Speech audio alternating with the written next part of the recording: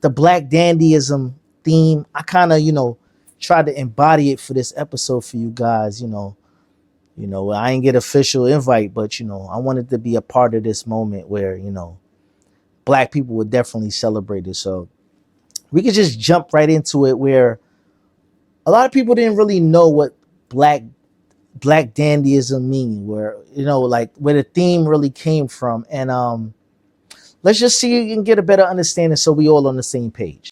So the theme of the Met is superfine tailoring Black style. And what does that mean? So it basically is talking about how Black people, traditionally men, have used dress as armor, and they've used it as a way to control how the world perceives them. I'm from the poorest neighborhood in Harlem. Goodwill's was our Macy's. But when I got dressed, even in clothes that wasn't mine, nobody knew how poor my family was. And that, for me, was the birth of dandyism, because I saw the power of transformation that could take place with your clothes. Instantly, you can become somebody else. So it's kind of what we talk about when they say we are the culture. It doesn't matter if, we go to the thrift store, secondhand clothes, or, the Goodwill, or maybe layaway back in the day, out for those that's, age appropriate, that might remember those days where, we took what we could, but we made it us. We made it beautiful, because there was some point, even when it comes to music, culture back in the day, jazz, we always had a particular look about us where we looked embodied in wealth. We might not have had it, but the way that we presented ourselves, we never wanted to feel out of the loop. That's why even in today's society, people kind of dress a certain way to garnish a certain respect. And the fact that they did a whole Met Gala themed around this was so dope to me. And the who's who showed up to this one. Pharrell, Nicki Minaj popped out, Savannah James popped out on the behalf of LeBron James, because he got injured, so he was unable to make it. Pusha T was out there, ASAP Rocky and his wife, beautiful. They did their thing. Diana Ross, her daughter, just the who's was there, and the way that we all embodied the theme that was laid upon us. It was so clever, because usually we say, all right, we're happy to be invited to the table, but on this one, we took the table over. The co-chairs, they had ASAP Rocky was a part of it, Coleman, Domingo. I think LeBron was on there prior to injury, ASAP Rocky, and a couple other, Lewis Hamilton, he was a part of it as well. And the fact that all these brothers came together and really presented a hell of a show, where I think no stones were untouched, man. Pharrell Williams pulled out a blazer full of pearls, beautiful ensemble. Diana Ross shows she's still that, with a beautiful trail of I don't even know what material that was, but it just showed senses of elegance, and people grabbed themes from the 1940s, 50s, and 60s, and really brought it all together on this beautiful night, man. So I get it. I apologize to the white people right now, but y'all got all y'all time. This is our time right now. We want to celebrate us, just what we do as a culture, man. And it shows that there is no stopping us.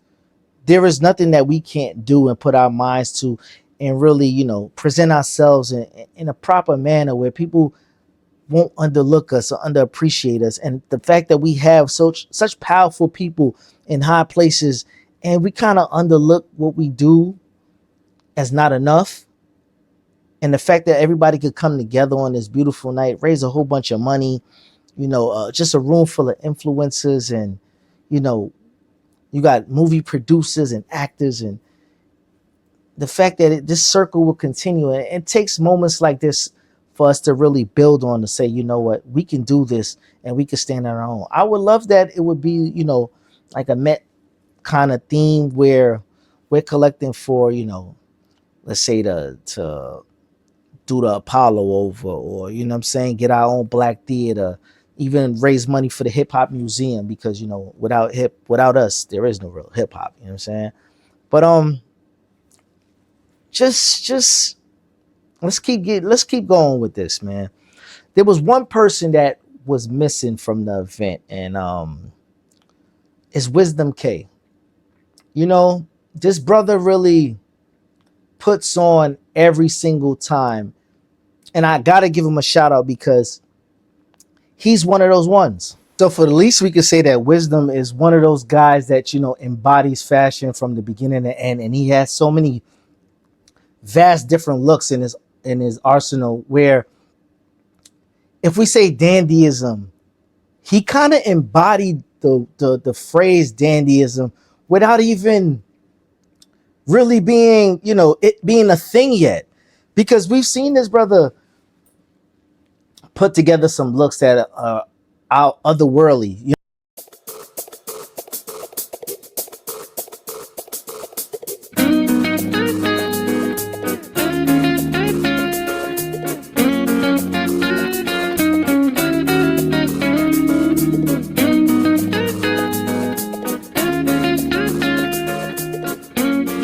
out otherworldly, you know what I'm saying? So for him not to be here and present, you know, I think, you know, we should figure a way to fix that for next year, because this was the one for him to stand out. This was his standout moment. And whoever, you know, the invitees might have missed the mark on this one, but for whatever reason. But, you know,